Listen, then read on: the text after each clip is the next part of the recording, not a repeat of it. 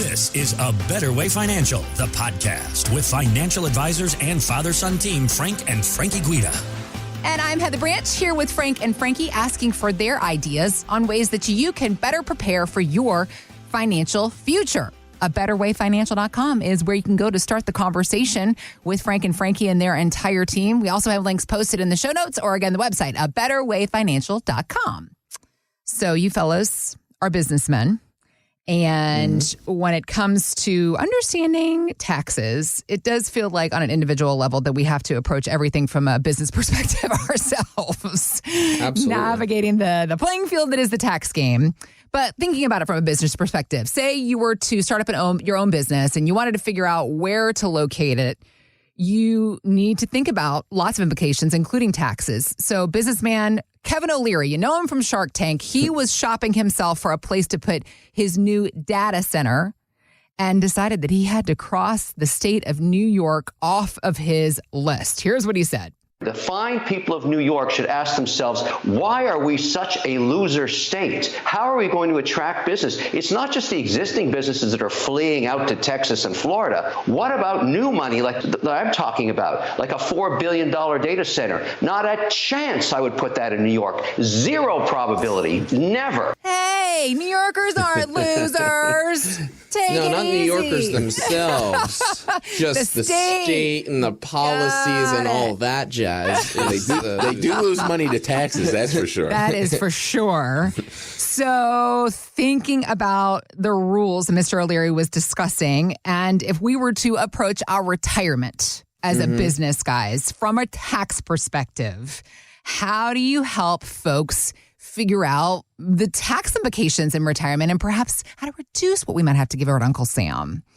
Well, here in Pennsylvania, it's actually a relatively tax-friendly state. You guys might have pensions coming in. You might have 401k funds, IRA distributions coming in. Yeah. Those funds in PA are not taxable, which is wonderful for our retirees, that they don't have to pay any state income tax on any of those IRA distributions or those 401k distributions. Right.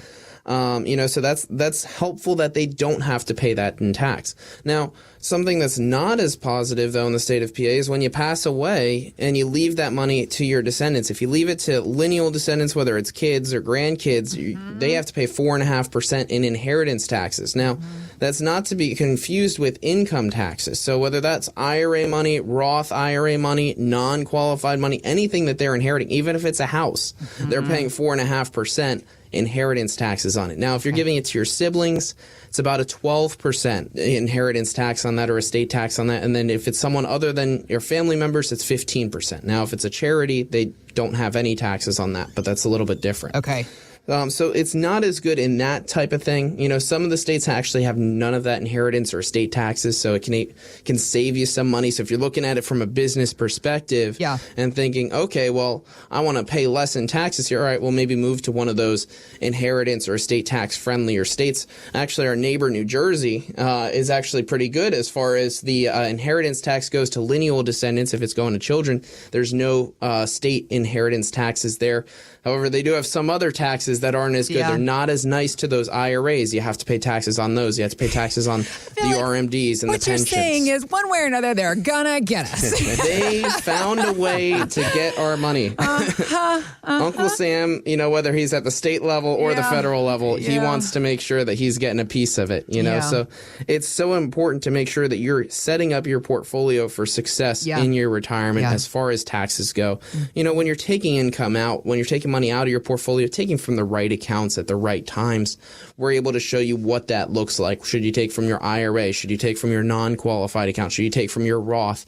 When is it appropriate to take from each of these accounts? We're able to draw up that plan in your specific circumstances and show you what it looks like. Now, we just did one of these plans for a couple that came in. They were 59 years young. They both recently retired. He's working part-time at a golf course. Dream job right there.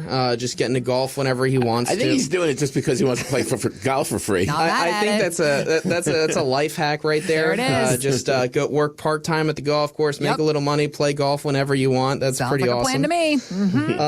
But they wanted to maintain their current lifestyle. They didn't want to take any unnecessary risks. They were very risk averse, so we set up their portfolio in a way that it's within their risk tolerance. They're not in a position losing more money than they feel comfortable with. So we set it up so that they continued to stay in the conservative risk tolerance that they were in.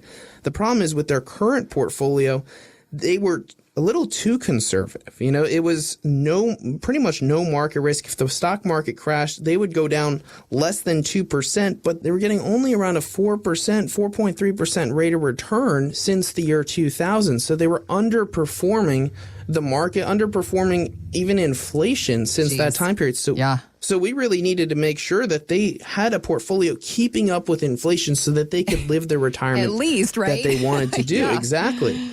So we said, okay, well, we'll keep you in a low risk position, and we're going to be able to increase that rate of return from 4.3% to 7.6% since 2000. So running that back, you're looking at over a 3% higher average rate of return per year based off of having that portfolio just set up the right way, shimmying and shaking some of that portfolio so that you're able to have it within your risk tolerance, but getting a significantly higher rate of return. We're looking at 7.6 instead of 4.3 and just a 10% loss potential when the stock market has a major market crash. So market goes down 50%, they're only going down about 10%.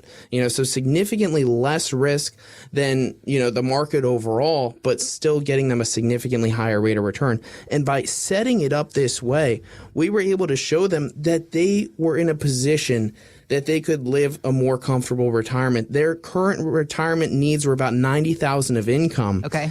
And with their current strategies, they were able to get that $90,000 of income and were projected to leave about $1.2 million at the end of the plan. Got it. With our recommended strategy, setting everything up the right way, saving them some money in taxes, and showing them how to increase that rate of return, they were able to live on $112,000, $22,000 more income per year over the course of their retirement and leave close to twice as much at the end of the plan. So instead of 1.2, we're looking at 2.4 million at the end of the plan while living on $22,000 more each year for the rest of their retirement. Really cool. So if you don't know what you can do to save the money in taxes or get the income that you're looking for over the course of your retirement, you need to go to abetterwayfinancial.com and click on the sign up now button so we can show you how to implement this plan for you and show you what the different strategies are, what you can do,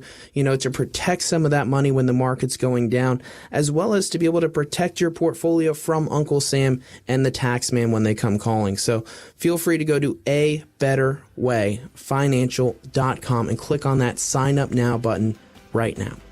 We also have links posted in the show notes, so you can just click there, or again, the website, abetterwayfinancial.com. Thanks for listening to A Better Way Financial, the podcast with Frank and Frankie Guida. To learn more, visit abetterwayfinancial.com and join the Guidas for the radio show, A Better Way Financial, Saturdays at noon and Sundays at 12:30 on News Radio 790 WAEB.